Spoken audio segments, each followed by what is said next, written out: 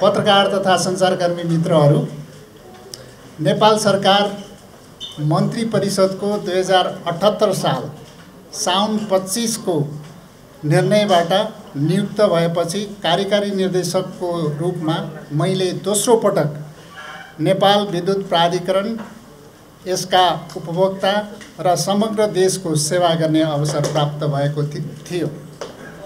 नेपालको संविधान तथा प्रचलित कानुनको परिधिभित्र रहेर निष्ठाका साथ दिनरात देश र जनताको सेवामा आफूलाई समर्पित गर्न पाएकोमा मलाई गौरव महसुस भएको छ। मलाई हटाउन 2081 चैत्र 11 गते मन्त्री परिषदको बैठकको तयारी भइरहेको दिन पनि म मकवानपुरको दुर्गम क्षेत्रमा सीमान्तकृत विपन्न चेपाङ समुदायको बस्तीमा बत्ती बाल्ने काममा खटिरहेको थिएँ।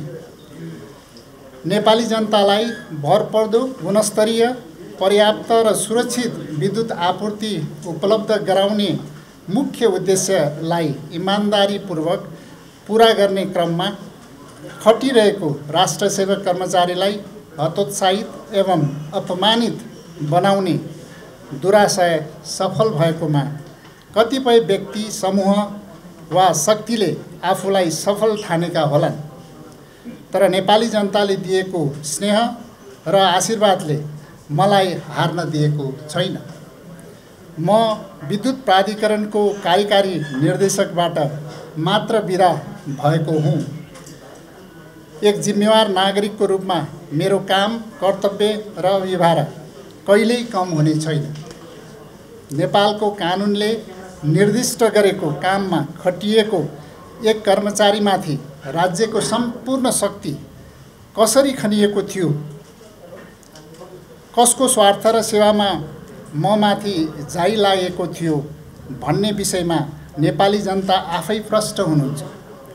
प्राधिकरणको कार्यकारी निर्देशकलाई गाली गर्न राज्यका जिम्मेवार व्यक्तिहरूले नै सार्वभौम संसदको रोस्टम कसरी सदुपयोग र दुरुपयोग गरे नेपाली जनता आफैले प्रत्यक्षदर्शी हुनुहुन्छ। तर त्यसबाट म उत्तेजित र हतोत्साहित भएको छैन, किनकि एक इमानदार राष्ट्रसेवकका रूपमा मैले आफ्नो कार्यकाल समीक्षा गर्दा पछुतो गर्नुपर्ने कुनै काम गरेको छैन। अवसर र अधिकारलाई सदुपयोग गर्ने एक क्षण पनि खेर फालेको छैन। डेडिकेटेड र ट्रङ्क लाइनको प्रिमियम महसुल प्राधिकरणले लहरमा उठाउन खोजेको होइन। यसलाई सम्मानित सर्वोच्च अदालतदेखि जिल्ला अदालतसम्मबाट पनि स्वीकृति मिलेको हो। तर महसुल उठाउने काममा सक्रिय मलाई 6 पटकसम्म अर्थहीन विषयमा विवरण तथा स्पष्टीकरण माग गर्ने र हजारौं पृष्ठका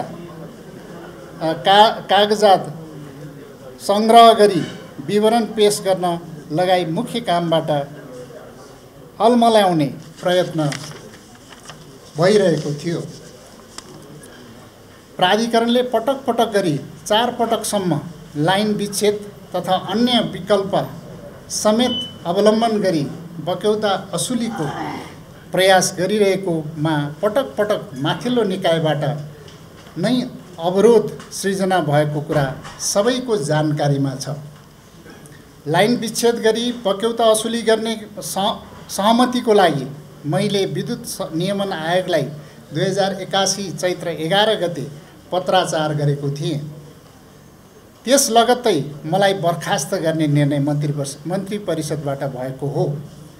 बक्यौता उठाउने मेरो प्रयास नै म पदबाट हट्नुपर्ने मुख्य कारण बनेको छ। सार्वजनिक संस्थाको बक्यौता उठाउन खोज्ने मेरो प्रयास राज्य विरुद्धको अपराध हो। यसको जवाफ पनि नेपाली जनता र इतिहासले आगामी दिनमा अवश्य माग्नेछ। ऊर्जामा मुलुकलाई आत्मनिर्भर बनाउँदै छिमेकी मुलुक भारत र बङ्गलादेशसम्म विद्युत व्यापार विस्तार गर्ने लगायतका अभियानमा सक्रिय भएकोमा गत असारमा वर्तमान सरकार र ऊर्जा जलस्रोत तथा सिँचाइ मन्त्री आएपछि म माथि अनावश्यक, अनैतिक र गैरकानुनी दबाब सिर्जना भएको विषयमा सिङ्गो देश साक्षी छ। सरकारका नेतृत्वदायी जिम्मेवारीमा रहेका पदाधिकारीहरूबाटै प्राधिकरणको संस्थागत विकास, उन्नतिका काम कारबाही प्रभावकारी बनाउन परिपक्व सल्लाह, मार्गदर्शन र संरक्षकत्व प्राप्त हुनुको सट्टा मेरो तेजोवध गर्न, मनोबल गिराउन म माथि सुनियोजित आक्रमणमा उत्रिनुभयो। यो किन गरियो र कसका लागि गरियो भन्ने पनि प्रश्न छ।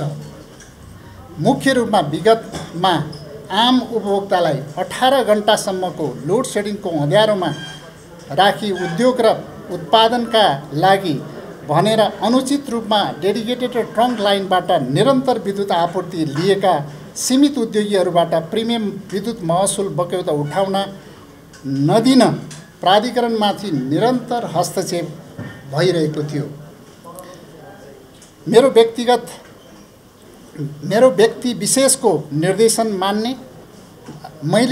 विशेषको निर्देशन मान्ने कि नियम कानुनको पालना गर्ने।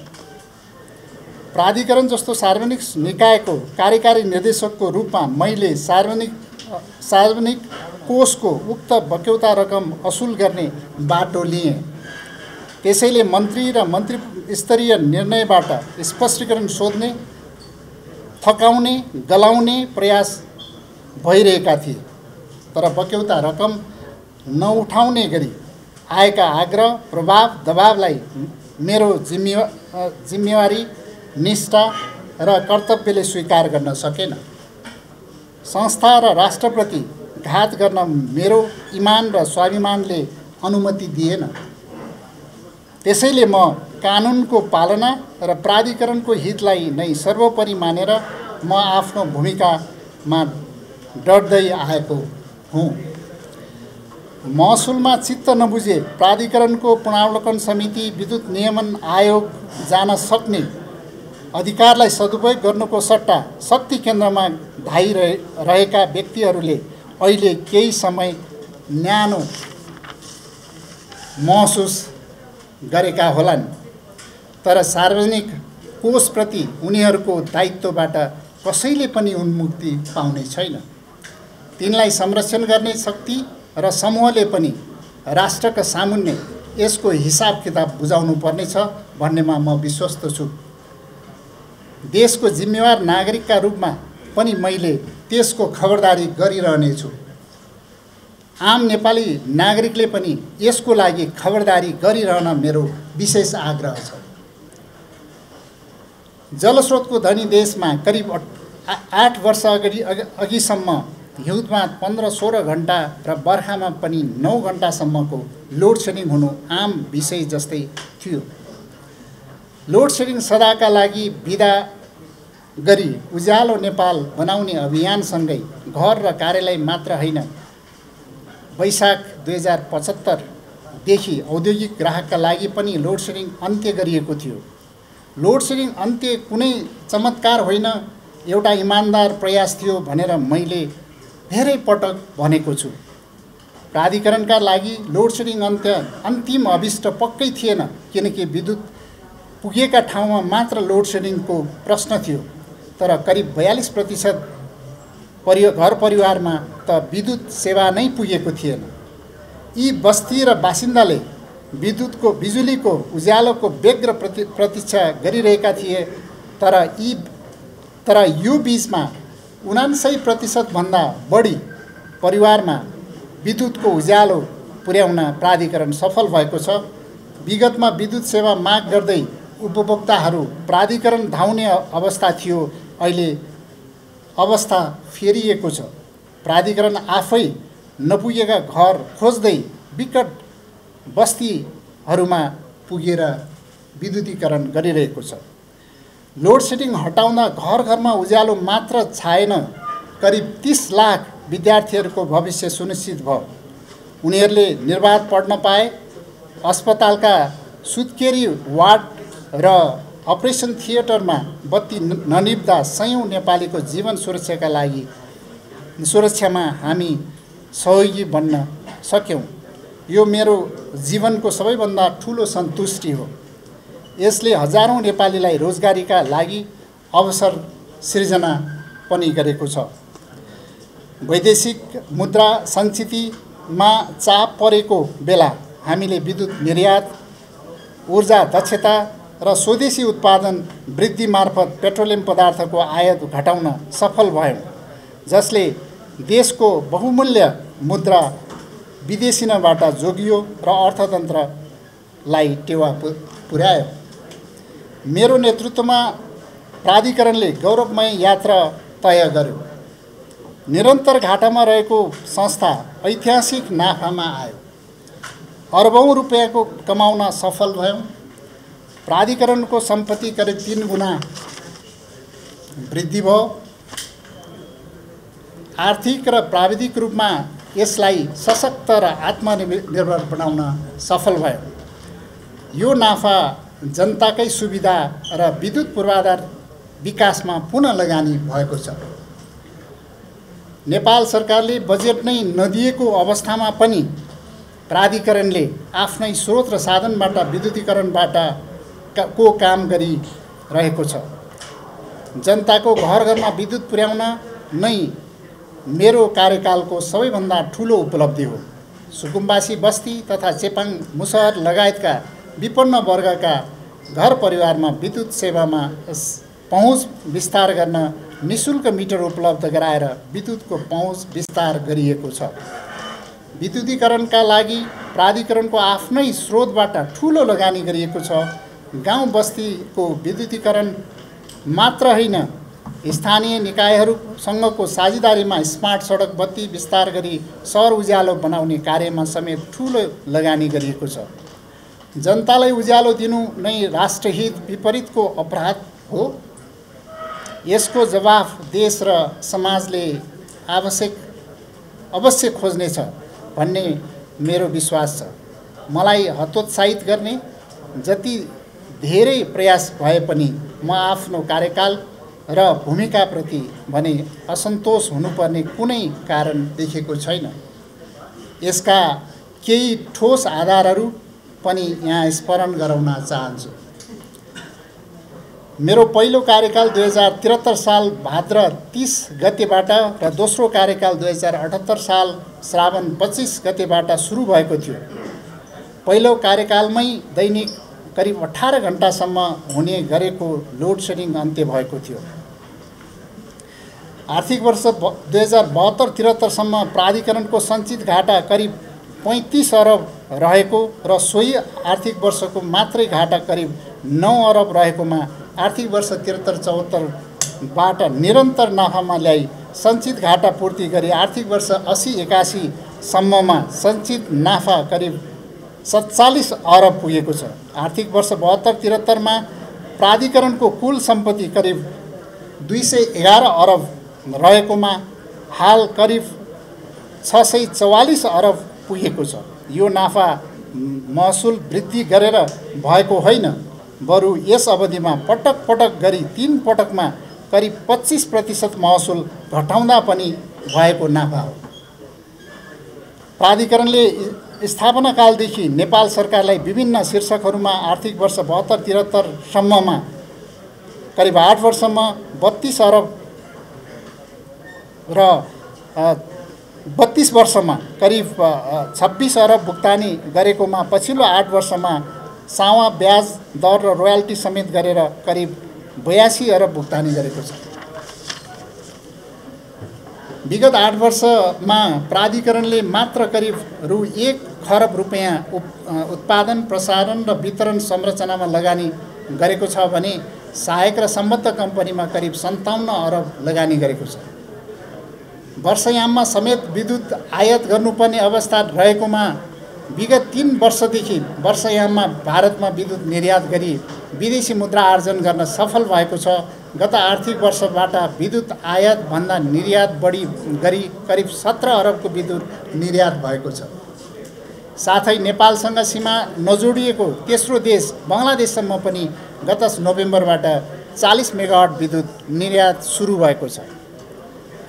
आर्थिक वर्ष 2072-73 मा करिब 26% विद्युत चुहावट रहेकोमा आर्थिक वर्ष 80-81 मा करिब 12.73% कायम गर्न सफल भएका छौँ। यसले गर्दा प्राधिकरणको वित्तीय अवस्था सुधार गर्न ठूलो योगदान पुगेको छ। विद्युतको सहज एवं पर्याप्त उत्पादन आपूर्ति भएसँगै देशभित्र करिब 3 गुणाले विद्युत खपत वृद्धि भएको छ। आर्थिक वर्ष 72-73 मा प्रति व्यक्ति विद्युत खपत करिब 131 युनिट रहेकोमा हाल प्रति व्यक्ति विद्युत खपत वृद्धि भई करिब 400 युनिट पुगेको छ। यसरी खपत वृद्धि हुनुमा विद्युतीय सवारी साधन, विद्युतीय चुलो तथा अन्य विद्युतीय उपकरणहरूको प्रयोगमा वृद्धि हुनु र घरायसी र औद्योगिक माग वृद्धि हुनु प्रमुख कारण रहेको छ। 20 युनिटभन्दा कम विद्युत खपत गर्ने ग्राहकलाई विद्युत महसुल निःशुल्क र न्यूनतम दस्तुर 30 रुपैयाँ मात्रै लिने अवस्था गरिएको छ। मुलुकभर करिब 60 लाख विद्युत उपभोक्ता मध्ये यस्तो सुविधा लिने घर परिवार करिब 22 लाख रहेको छ। साथै सिंचाई, खानेपानी, चार्जिङ स्टेसन, मठ मन्दिर, शीत भण्डार आदिमा प्राधिकरणले खरिद गरेको मूल्यभन्दा अत्यन्तै न्यून दरमा विद्युत महसुल लिने गरिएको छ। यसरी प्राधिकरणले आफ्नो आयबाट राज्यको दायित्वलाई वहन गर्दै आएको छ। यति गर्दा पनि प्राधिकरणलाई निरन्तर नाफामा लैजान सकिएको अवस्था छ। गाउँ बस्तीको विद्युतीकरण मात्र नगरी स्थानीय निकायहरूसँगको सहकार्यमा स्मार्ट सडक बत्ती विस्तार एवं शहरी उज्यालो कार्यक्रम बनाउने कार्यक्रमलाई प्रभावकारी रूपमा अगाडि बढाएको छ। आर्थिक वर्ष 72-73 मा देशभित्रको कुल विद्युत उत्पादन क्षमता करिब 856 मेगावाट रहेकोमा करिब 4 गुणाले वृद्धि भई हालसम्ममा प्राधिकरण सहायक कम्पनी र निजी क्षेत्रको गरी करिब 3500 मेगावाट पुगेको छ। प्राधिकरणले निजी क्षेत्रसँग लेउ अर टेक अर पेको आधारमा विद्युत खरिद सम्झौता गरी बजारको सुनिश्चितता गरेको कारणले निजी क्षेत्रबाट विद्युत उत्पादन अपेक्षित रूपमा वृद्धि भएको छ। सौर्य विद्युत उत्पादनलाई प्राथमिकतामा राखी प्राधिकरणले आफै र निजी क्षेत्रबाट गरी करिब 117 मेगावाटको सौर्य विद्युत उत्पादन गरिसकेको छ भने करिब 113 मेगावाटको आयोजना निर्माणाधीन छन् भने 960 मेगावाट सौर्य जल विद्युतको विद्युत खरिद बिक्री सम्झौता गर्ने प्रक्रियामा रहेको छ। 8 वर्ष अगाडि 2800 मेगावाटको मात्र विद्युत बिक्री सम्झौता गरिएकोमा हाल करिब निजी क्षेत्रको करिब 11,000 मेगावाट भन्दा बढी आयोजनाहरूको विद्युत खरिद बिक्री सम्झौता सम्पन्न भएको छ, जसमध्ये करिब 8,000 मेगावाटको जलविद्युत आयोजनाहरू निर्माणको विभिन्न चरणमा छन्। आम्दानी बढाउँदै लगेको प्राधिकरणले प्रसारण लाइन मात्र होइन विद्युत उत्पादनमा पनि लगानी बढाएको छ। प्राधिकरणको सहायक कम्पनी मार्फत 140 मेगावाटको तनहुँ जलविद्युत आयोजना, 40 मेगावाटको राउघाट, 37 मेगावाटको माथिल्लो त्रिशुली 3B, 20 मेगावाटको रोलवालिङ जलविद्युत आयोजना निर्माणाधीन छन् भने करिब 168 मेगावाटको चिलिमे जलविद्युतबाट चाहिँ सञ्चालित आयोजनाहरू सम्पन्न भएका छन्। 102 मेगावाटको मध्य बोटीकोशी जलविद्युत आयोजनामा सञ्चालनको अन्तिम चरणमा रहेको छ। चिलिमे जलविद्युत कम्पनीले करिब 300 मेगावाटका थप जलविद्युत आयोजनाहरू अगाडि बढाइएको छ।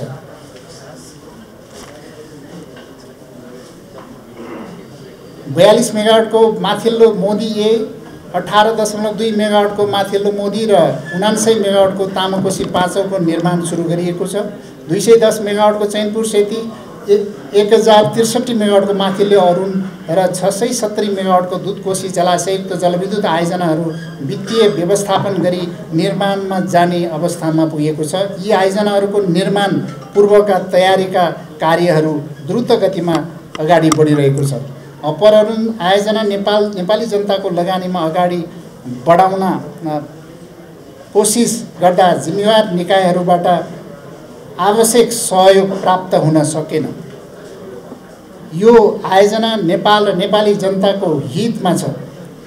यस आयोजनालाई कहीँ कतै षड्यन्त्रमूलक ढङ्गले बन्न नदिने र प्राधिकरणको स्वामित्वबाट बाहिर लैजाने प्रयास भएमा हामी सबैले त्यसको प्रतिरोध गर्नुपर्ने जरुरी छ। 492 मेगावाट क्षमताको अरुण 4, 693 मेगावाटको सुनकोशी 4, सुनकोशी 3 जलाशययुक्त जलविद्युत आयोजनालाई अगाडि बढाइएको छ। त्यस्तै दक्षिण एसियाली क्षेत्रकै नमुना परियोजनाका रूपमा अगाडि बढाउन सकिने 10,800 मेगावाटको कर्णाली चिसापानी बहुउद्देश्य जलाशययुक्त जलविद्युत आयोजनाको विस्तृत अध्ययन प्रक्रिया सुरु गरेको छ। दैनिक माग र आपूर्ति बीचको उतार चढावलाई व्यवस्थापन गरी प्रणालीलाई भरपर्दो र गुणस्तरीय बनाउन देशका विभिन्न ठाउँमा करिब 42,000 मेगावाटका पम्प स्टोरेज जलविद्युत आयोजनाहरूको पहिचान गरी करिब 800 मेगावाटका केही उत्कृष्ट आयोजनाहरूको थप अध्ययन कार्य अगाडि बढाइएको छ। प्राधिकरणको सेवा अझ प्रभावकारी बनाउन, प्रणालीलाई स्वचालित बनाउन तथा भरपर्दो र गुणस्तरीय विद्युत आपूर्ति सुनिश्चित गर्न संस्थालाई डिजिटाइजेसन गर्ने कार्यलाई उच्च प्राथमिकतामा राखिएको छ। आर्थिक वर्ष 72-73 मा 132 केबी सम्मको प्रसारण लाइनबाट मात्र चलिरहेको नेपालको राष्ट्रिय प्रसारण प्रणाली हाल 220 केबी र 400 केबीबाट सञ्चालनमा आएको छ। 8 वर्ष अगाडि करिब 2900 किलोमिटर सर्किट किलोमिटर रहेको प्रसारण लाइन हाल करिब 8000 सर्किट किलोमिटर पुगेको छ भने ग्रिड सबस्टेसनको क्षमता करिब 2200 MVAबाट करिब 14000 MVA पुगेको छ। देशका प्रमुख सहरहरूलाई 11वटा प्रमुख क्लस्टरमा विभाजन गरी 2050 सम्मको मागलाई आपूर्ति गर्न सक्ने गरी प्रसारण र वितरण संरचनाको गुरु योजना तयार गरी क्रमिक रूपमा कार्यान्वयनमा लगिएको छ। आर्थिक वर्ष 2072-73 मा वितरण लाइनतर्फ 1,21,000 सर्किट किलोमिटर रहेकोमा आर्थिक वर्ष हालसम्ममा 2,20,000 सर्किट किलोमिटर पुगेको छ। इक्रा नेपालले गरेको क्रेडिट रेटिङमा प्राधिकरणले निरन्तर AA+ रेटिङ प्राप्त गरिरहेको छ। यसबाट प्राधिकरण आफ्नो वित्तीय तथा आर्थिक दायित्व ढुक्कसँग वहन गर्न सक्ने क्षमतामा रहेको देखिएको छ। प्राधिकरणले देशैभरि रहेको सम्पत्तिको भौतिक परीक्षण तथा मूल्याङ्कन गर्न विश्व बैंकसँगको सहकार्यमा अन्तर्राष्ट्रिय स्तरको परामर्शदाता नियुक्त गरी सम्पत्तिको भौतिक परीक्षण तथा पुनर्मूल्याङ्कन सम्पन्न गरी करिब 79 अरब फेयर भ्यालु थप भएको छ। यसलाई समेत आधार मानी प्राधिकरणले सर्वसाधारणलाई IPO जारी गर्न आवश्यक प्रक्रिया अगाडि बढाइएको छ। हामीले विश्वसनीय बिजुली आपूर्ति सुनिश्चित गर्यौं, राष्ट्रको आर्थिक बचत गर्यौं र जनताको जीवनस्तर उकास्न महत्त्वपूर्ण भूमिका खेल्यौं। प्रभावकारी नेतृत्व, स्पष्ट भिजन र पारदर्शी विधिबाट प्राप्त यो सफलताको नमुना अब देशका अन्य क्षेत्रमा पनि लागू गर्न सकिन्छ भन्ने मलाई दृढ विश्वास छ। तर एउटा मन्त्री र संस्थाको नेतृत्वको गलत नियत र निर्णयले क्षणभरमै संस्था लथालिङ्ग र भताभुङ्ग हुन सक्ने अवस्था विद्यमानै छ। यसको लागि सदैव खबरदारी गर्नु अत्यावश्यक छ। यी सफलताहरू मेरो एक्लो प्रयासले मात्र सम्भव भएका होइनन्। यो समग्र प्राधिकरण परिवारको कठिन परिश्रम, नेपाल सरकार र विभिन्न सम्बद्ध निकायहरूले साथ र सहयोग तथा समस्त नेपाली जनताको विश्वास र धैर्यताको साझा परिणाम हो। आम उपभोक्ता सर्वसाधारणले म प्रति देखाउनु भएको माया, प्रेम र विश्वास मेरा प्रेरणाका स्रोत हुन्। आगामी दिनका लागि मेरा आत्मबलका स्रोत र मार्गदर्शन हुन्। यसका लागि नेपाली जनतासँग सदैव आभारी रहनेछु। सहज र असहज सबै समयमा कार्यकारी निर्देशकसँग काँधमा काँध मिलाउने, होस्टेमा हैसे गर्ने नेपाल विद्युत प्राधिकरणका सबै तह र तबकाका सहकर्मी, कर्मचारी साथीहरू तथा क्रियाशील ट्रेड युनियनका साथीहरूलाई हृदयदेखि नै धन्यवाद दिन चाहन्छु। प्राधिकरणले गरेका आर्थिक उपलब्धिमा नेपाल सरकार र हाम्रा विकास सहयोगी नियोगहरूको निरन्तरको सहयोग र सद्भावले मात्र सम्भव भएको छ। विश्व बैंक, एसियाली विकास बैंक, एडीबी, जाइका, जापान अन्तर्राष्ट्रिय सहयोग नियोग, युरोपेली युनियन, युरोपेली लगानी bank EIB, Asian infrastructure bank AIIB, KFW, Norwegian सहयोग नियोग, Saudi fund, OPEC fund, USAID, Exim bank India, Exim bank China, Exim bank Korea जस्ता सहयोगी निकायहरूको नेपालको ऊर्जा क्षेत्रको विकासमा अत्यन्त महत्त्वपूर्ण योगदान रहेको छ। सबै निकाय धन्यवादको पात्र हुन्। प्राधिकरणले प्राप्त गरेका उपलब्धि संस्थान विशेषको उन्नतिको मात्र विशेष विषय होइन, राष्ट्रिय आत्मविश्वास जागरणको ऊर्जा पनि हो। यस अवधिमा आवश्यक निर्देशन, समन्वय र सहजीकरण गरिदिनु हुने विभिन्न सरकारका पूर्व प्रधानमन्त्रीज्यूहरू, ऊर्जा जलस्रोत तथा सिंचाई मन्त्रीज्यूहरू, प्राधिकरणका बोर्डका सदस्यज्यूहरू, माननीय सांसदज्यूहरू, संवैधानिक निकायका प्रमुखज्यूहरू, पदाधिकारीज्यूहरू, नेपाल सरकारका कर्मचारीज्यूहरू, स्थानीय तहका पदाधिकारीज्यूहरू, सुरक्षा निकायहरू, दात्री निकायका सदस्यहरू, प्राधिकरणको हरेक क्रियाकलापमा प्रत्यक्ष अप्रत्यक्ष रूपमा सहयोग गर्नुहुने सम्पूर्ण महानुभावहरूलाई धन्यवाद दिन चाहन्छु। आगामी दिनमा पनि त्यस्तै सहयोग र मार्गदर्शन प्राप्त हुनेछ भन्ने विश्वास व्यक्त गर्दछु। प्राधिकरणका नियमित काम कारबाहीको यथार्थ सूचना सम्प्रेषण गरी सहयोग पुर्याउनु हुने सञ्चारगृह तथा पत्रकार मित्रहरूलाई विशेष धन्यवाद दिन चाहन्छु। मैले प्राधिकरणमा रहेर लोड सेडिङ अन्त्य गर्नेदेखि संस्थालाई नाफामा लगेर जनतालाई सुविधा दिनेसम्मका कार्यहरू इमान्दारीपूर्वक सम्पन्न गरेको छु। यी सबै कार्यहरू नतिजामुखी नेतृत्व र जवाफदेहितामा आधारित थिए। मेरो प्रतिबद्धता सधैँ जनताको सेवाप्रति समर्पित रहनेछ। राष्ट्र निर्माणमा जहाँ मेरो आवश्यकता पर्छ त्यहाँ योगदान दिन म सदैव तयार छु। राज्यले दिएको जिम्मेवारी इमान्दारी र निष्ठाका साथ पुरा गर्दा मलाई केही स्वार्थी समूहबाट मेरो मान, प्रतिष्ठा र इज्जतमाथि आघात पुग्ने गरी विगतबाटै प्रत्यक्ष अप्रत्यक्ष चौतर्फी रूपमा प्रहारका प्रयास भएका छन्। मलाई कमजोर बनाउन आगामी दिनहरूमा समेत सोही किसिमका प्रहार हुनेमा म सतर्क र सजग रहेको पनि सार्वजनिक गर्न चाहन्छु। पत्रकार मित्रहरू, मैले आफ्नो कार्यकालमा गरेका कामहरू र अहिले तपाईँहरूले जान्न र बुझ्न चाहेका केही विषयहरू, जिज्ञासाहरू यहाँहरू समक्ष राखेँ। मैले राखेर यहाँहरूलाई धन्यवाद दिन चाहन्छु। केही विषयहरूमा यहाँहरूको जिज्ञासा छ भने हामी केही समय छलफल गर्छौँ।